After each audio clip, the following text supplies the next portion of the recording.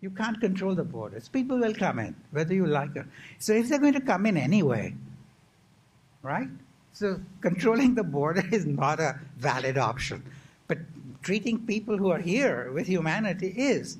Now, if you say, look, I'm going to treat them with humanity, how do I do it? Because you've been talking about how, Republicans want to do unspeakable things to these guys, and Democrats want to do good things to them. So how do we get Washington to do anything? So I say, forget about Washington. That top-down approach is shot through with these problems. And it didn't work in '86. It is unlikely to work now.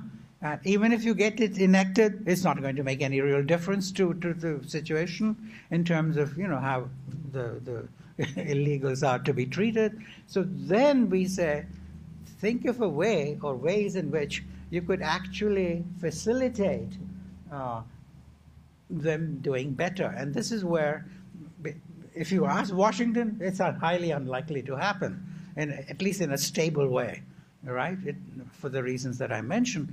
So this is where what Peter has been writing and we've been writing also comes in, which is that we think taking it to the state level and having the bad states compete with the good states in terms of the way they treat illegal immigrants becomes a viable option. And this is, I don't call it race to the top, because that suggests you go all the way, but race towards the top.